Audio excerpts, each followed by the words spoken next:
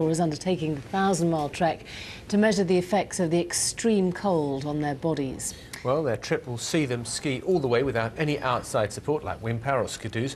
They hope to start from Halley Bay next month, and Alex, who's leading the expedition team, is here along with fellow explorer Richard Smith. And both of you, thanks very much for coming in. So what level of training and preparedness have you had to reach to undertake this? Well, in July we spent a month in Greenland, which was learning the polar routine, hauling our sledges and just getting used to what it's like to undertake polking in a polar environment. Learning the polar routine, what does that involve? Well, it's everything from getting up in the morning, the melting snow, and just getting ready to take on the day's sledging, really. Yeah.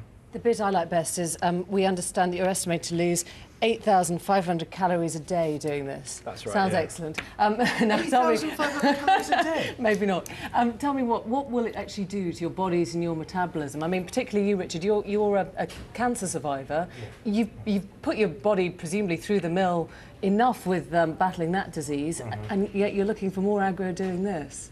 Yeah, I think on the upon a diagnosis of cancer, you know, the first thing which hits you is the worry that you're going to die.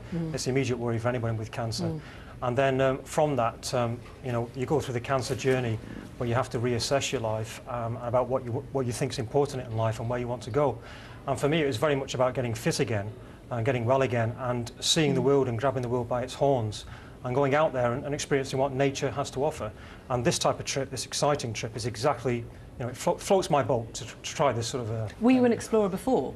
I've been, you know, various expeditions and trips and things, yeah. But this is the most extreme thing that I've done. Yeah, why aren't there other ways? Couldn't you just stand in, I don't know, a freezer compartment of a supermarket to find out what the impact of extreme cold is on the body? Well, really, what we're trying to do here is push the boundaries of what humans are able to do in going unsupported and in pushing past the 1,000-mile barrier. We really want to do something in the real world which has relevance to other people in the world, and also try and raise awareness for cancer charities, which is, of course, Richard's inspiration behind the trip. Yeah, because I would imagine that you're going to have enough kit to take just in terms of the food that you'll need to replenish all those calories that we were just talking about that you're going to burn off. Are you taking scientific instruments as well? Well, we'll be taking a small medical pack each to measure the effects on our body as we go along. We'll also be taking filming equipment because the expedition will be filmed as a documentary. So on top of that, we have 100... You're not taking a satellite trucks as well, so you can beam back the pictures live to us, are you? We'll talk to you live in about a month's time. Yeah, great. Yeah. Well, on top of that, we'll be carrying 150 kilograms worth of, you know, fuel and food, just to keep us going. This is the rest of your team. Now, can I ask you something? Do you chat as you go along, or is it just too cold to sort of... It's too cold. If they were all women, you know... I'm sorry. If they're all women, you'd get through everyone's life history, it'd be fantastic. You know, that's what these long trips are for. Will you do that? We will in the evenings, but during the day, you're so wrapped up in layers because of the cold. And with the noise of the wind, realistically, you won't really be talking. But in the tent at night, you know, when you've got in and you've cooked your meal and you've got in your sleeping bag, I think you've probably got time to write your diary, and then it's more or less lights out. I mean, during the day, what you're doing is you're skiing 60 to 70-minute stints, and then you're having a 10-minute break in between the stints. And really, the only time... And that's 60 to 70 minutes where you're on... It's not kind of just downhill and you're... No, it's actually uphill. We're actually going to be gaining 11,000 feet on the way to the pole. I have to go through 2 mountain ranges as well. So the South Pole is at the top of the mountain? That's right, yeah. It's at 11,000 feet, that's right. Well, yeah, it's a gradually rising plateau. So. And the desert island question, do you take one luxury in your bag? We're taking iPods.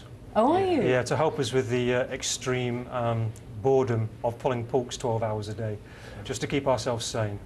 And won't they freeze? Have you got special kind of iPods that are Antarctic resistant? We'll wear them close to our skin. But we will be testing things in a cold chamber before we go. Yeah, that's right. Yeah. I mean, the iPods should be okay. It's the batteries that are the real problem. And so we're using solar chargers to recharge those batteries as we go along. So that should help out. So they won't be able to talk, will they? Because they've got their iPods on. So you should all get on quite well then. Yeah, exactly. Nobody falling out. And in terms of food, what are you taking? Is it all kind of you know, meals ready to eat, kind of ration packed? It's all specially made expedition food, that's right, in excess of 5,500 calories a day. What is your greatest worry? Not reaching the pole. Yeah, of course. Do you have a tracking team? Is there a sort of helicopter gang no, I mean, watching you? fully unsupported. The real key is that we're sending a GPS coordinate back to the UK in the evening so that people back in the UK can keep track of our progress, which is great for you know, interacting with the public and getting everyone involved. But quite seriously, if you hit a snag, if you hit a problem, one of you falls over and breaks something, what's the plan? We're going to be fairly self-contained in needing to handle emergencies ourselves, because if we do pull the distress beacon, it can be anything from 24 hours to a week, 2 weeks before they can get to us because of the weather systems there. We could be caught in a storm for a week. Gosh.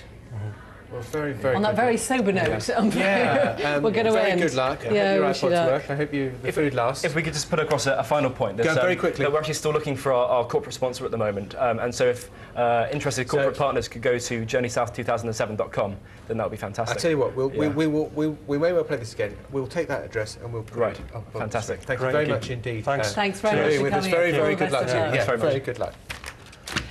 Let's go to Matt Taylor now for the weather. It's going to